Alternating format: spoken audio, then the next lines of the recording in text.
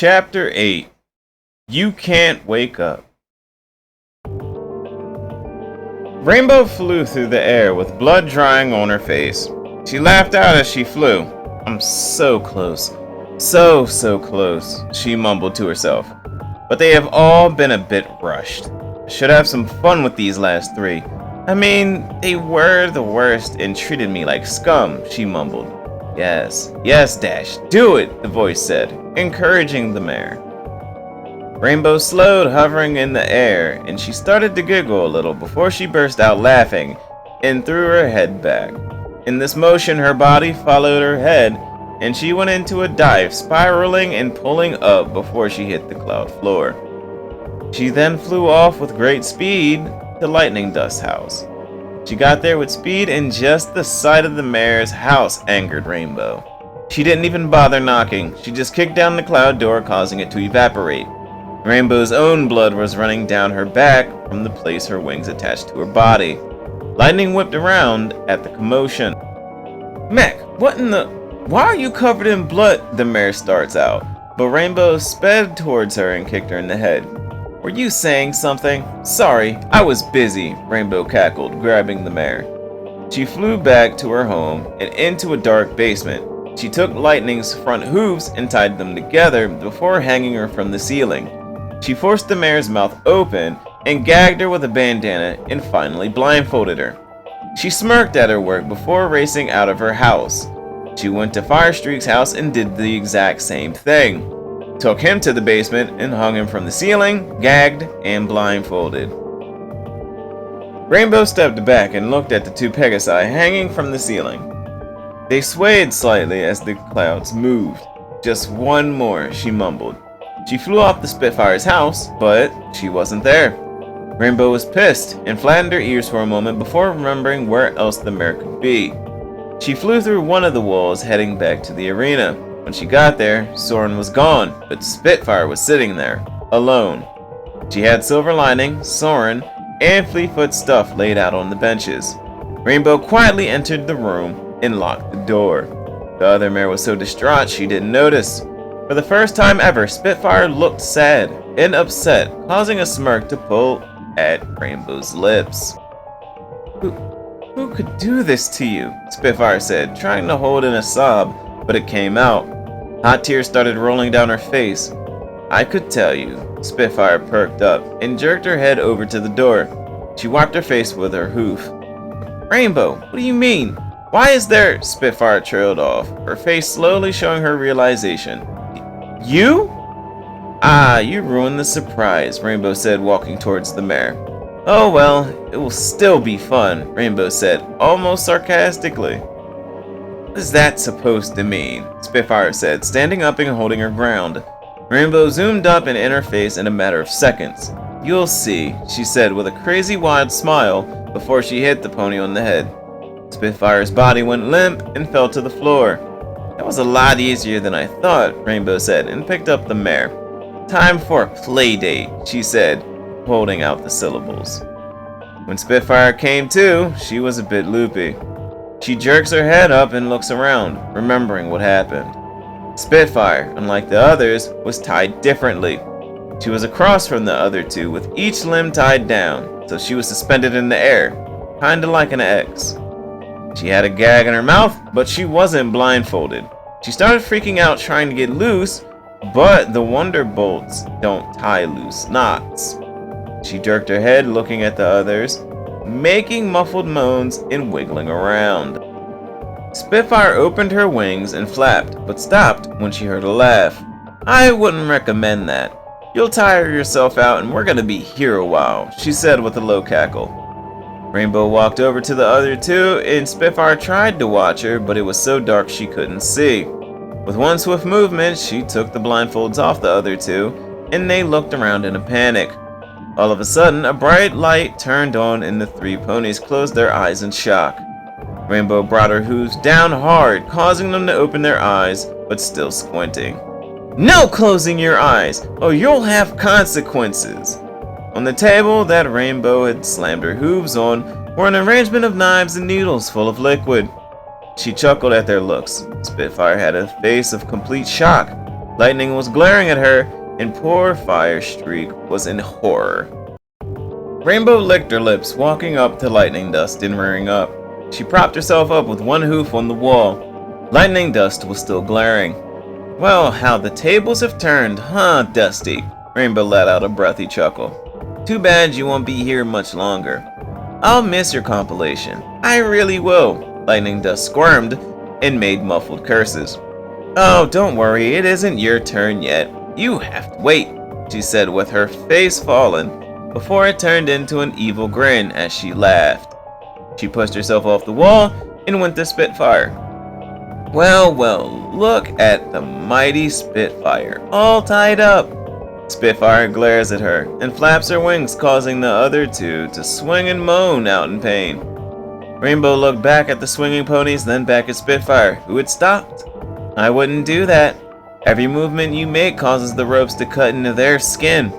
Spitfire's eyes widen, and she slowly folds her wings.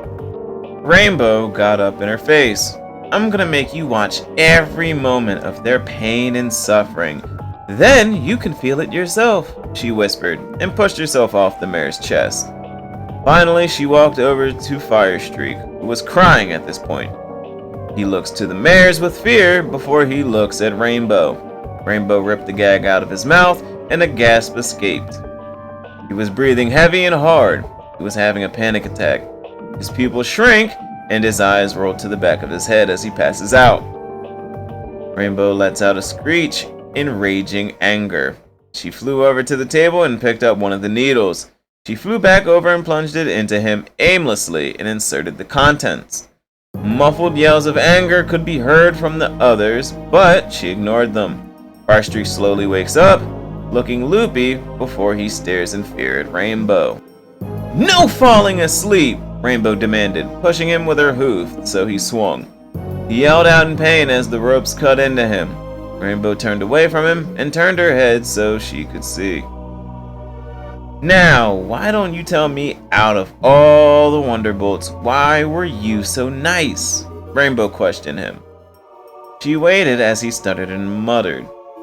She flattened her ears with impatience and rubbed her hoof over one of the knives. He tried to speak, but only stutters and moans of pain came out. Rainbow growls and throws a knife at his head.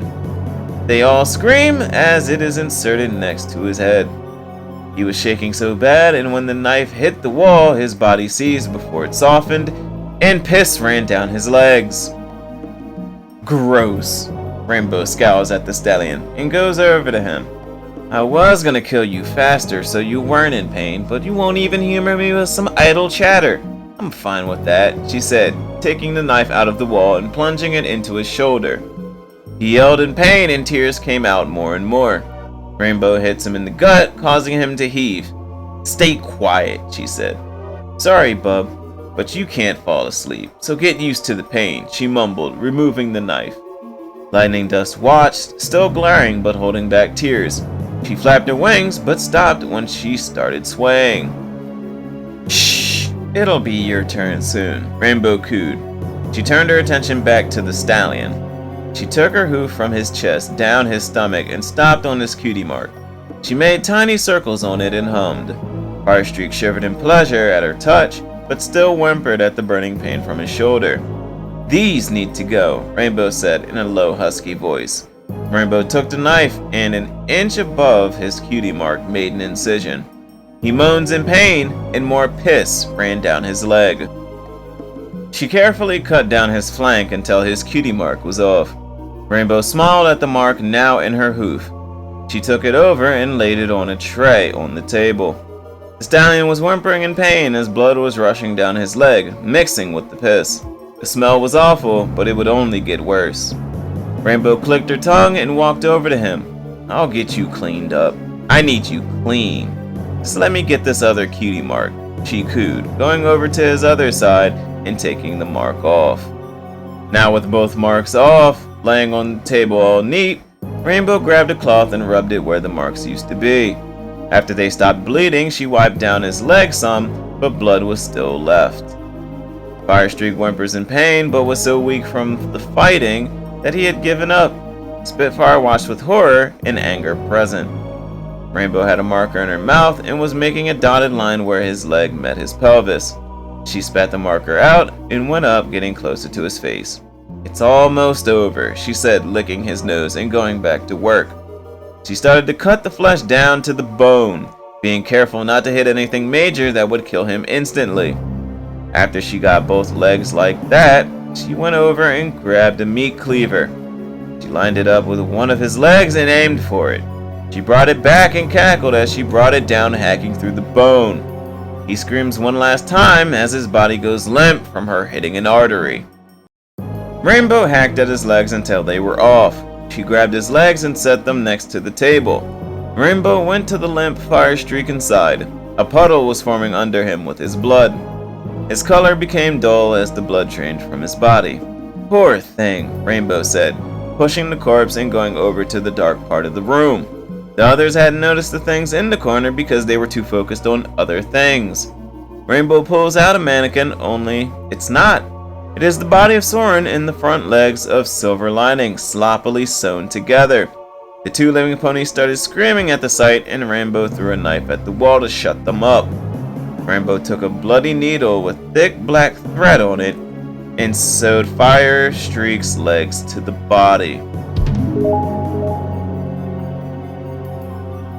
Breaking news, every pony! The other members of the Wonderbolts, after being sent home, have gone missing. No pony is safe. Hide your kids, hide your wives, don't go outside. Watch out.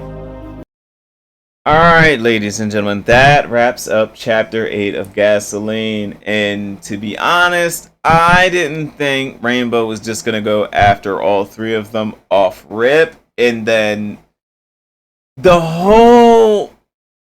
She's making a puppet out of all of them. That's wild. Anyways, thank you everyone for tuning in, dropping by. I hope you guys are enjoying the story just like I am. Stay safe out there and shine bright, my stars. Deuces.